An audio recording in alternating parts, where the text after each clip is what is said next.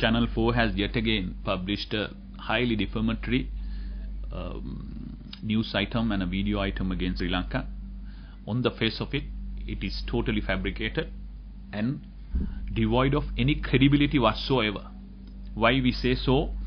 If you go through that particular news item and the videos, they attribute certain remarks to certain soldiers in the Sri Lankan army, saying that during the last stages of the war, the top officials of the Sri Lankan civilian and the military hierarchy ordered killing of civilians and who have surrendered.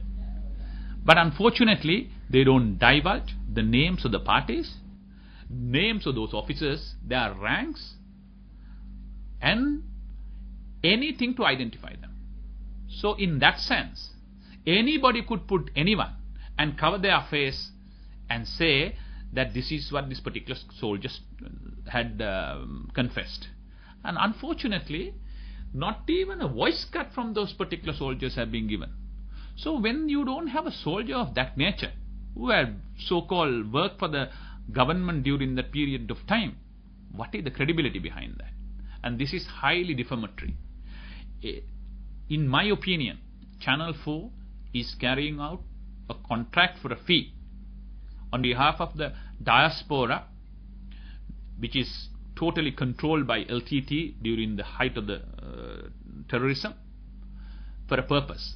That is, we know the government and the Sri Lankan people had successfully conducted the last local government election, where 65 to 75% of the population in the north and east freely went and voted and exercised their franchise in a democratic process.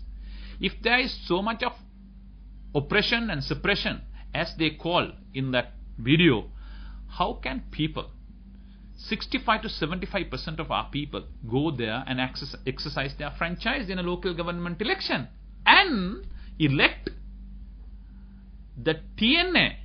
We all know they were sympathetic towards the LTT during the height of the war. In 18 electorates out of 23 local government institutions. So that shows Sri Lankans are in the process of a reconciliation. People are free. They can express their vote. They can change their rulers and what more. In that sense, if that happens, that is a serious setback to the diaspora who are living in various Western capitals with different conditions. They will be asked to go back to Sri Lanka, saying that the normalcy has returned to Sri Lanka.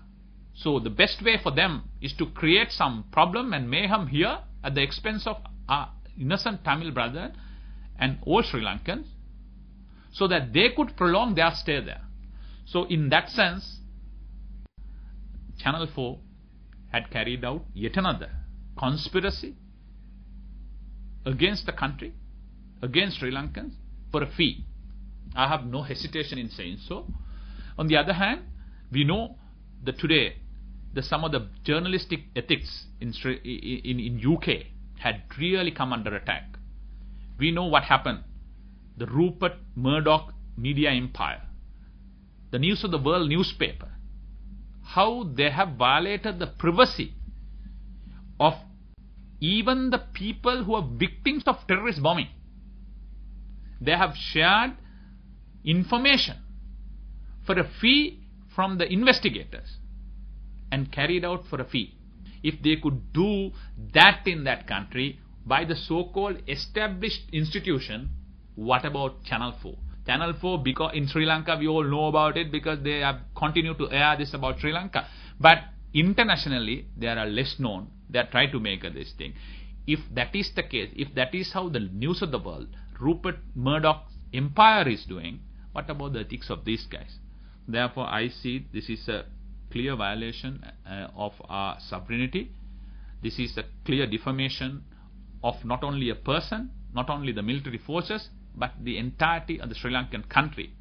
So therefore, it is high time that we should hire a good law firm in United States, in the United Kingdom, and look at taking legal action against Channel 4, and if necessary, looking at the opportunity and possibilities of even getting some restraining orders and getting an opinion, because this is damaging the country, its social fabric, its reconciliation process, and that will have great repercussion for us, all of us as Sri Lankans, where we are trying to get out of the quagmire which we had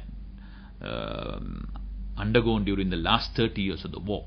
I think it's high time the government, especially the foreign ministry and the embassies in the Western countries, take this challenge seriously and protect the good name and goodwill of the country before it is too late.